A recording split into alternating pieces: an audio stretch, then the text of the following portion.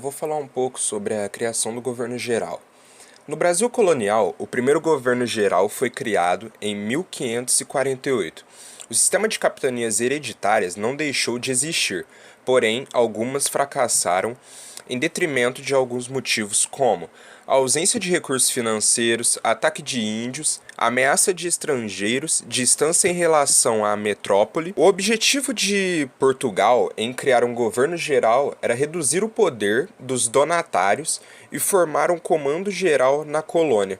A Bahia foi selecionada como a sede do governo geral, em razão do lugar de ser o ponto estratégico para estabelecer a comunicação com outras capitanias brasileiras.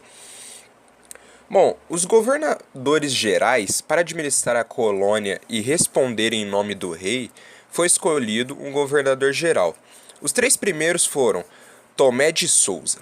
Ele foi o primeiro governador geral na sua administração. Fundou a cidade de Salvador em 1549, a primeira capital da colônia. O governo de Tomé de Souza durou de 1549 a 1553. O segundo foi Duarte da Costa. Bom, o governo dele durou apenas de 1553 e 1558. Mendes Sá foi o terceiro a assumir o governo geral. Na administração de Mendes Sá, os franceses foram expulsos do Brasil.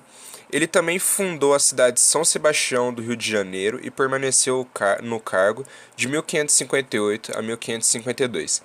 A estrutura do governo geral do Brasil colonial havia três auxiliares, sendo eles ouvidor-mor, encarregado da justiça do governo, provedor-mor, responsável pelo setor financeiro, e o capitão-mor, cuidava da defesa do litoral. A economia da época. Para estabelecer a política econômica no Brasil, Portugal adotou algumas medidas, como a produção de cana-de-açúcar. Essa escolha foi uma razão das experiências bem-sucedidas de Portugal em outras colônias como São Tomé, Las de Madeiras, Açores e Cabo Verde. O comércio na colônia respeitava a medida do Pacto Colonial, que era o direito de exclusividade de comercializar entre colônia e metrópole. Os portugueses utilizaram, a princípio, como mão de obra escrava os índios. Estes, no entanto, resistiram e, além disso, a prática era coordenada pelos jesuítas. A partir de então, donos do comércio escravizaram negros que vieram da África nos navios negreiros. Os jesuítas reagiram contra a prática de escravidão dos índios, porém concordaram com a escravidão dos negros.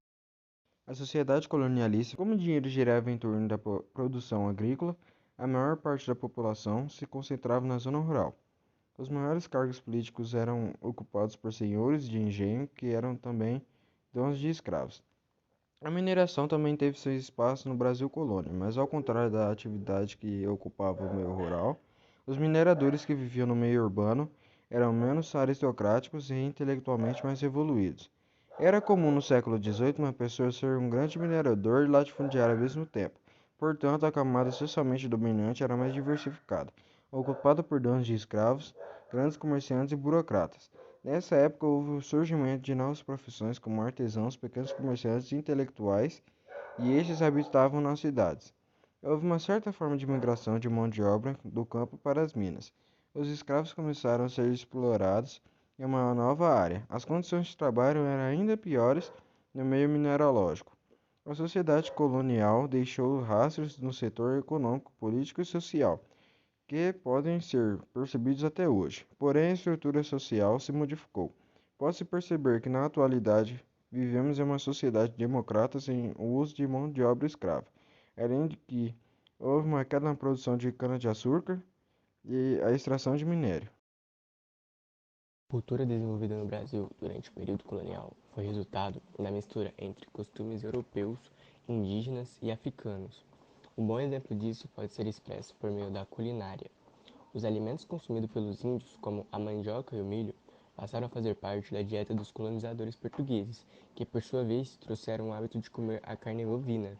A língua falada na colônia também refletia a miscigenação cultural, já que várias palavras pronunciadas aqui não existiam no português falado em Portugal, pois eram resultados da combinação do português com o tupi-guarani, falado pelos nativos da região litoral do Brasil. A fim de se aproximar dos índios para catequizá-los, os padres jesuítas aprendiam as línguas faladas por eles e lhe ensinavam português. Daí-se era a mistura inevitável com as línguas faladas pelos africanos. Não foi diferente, o que acrescentou ainda especificidade no português falado no Brasil.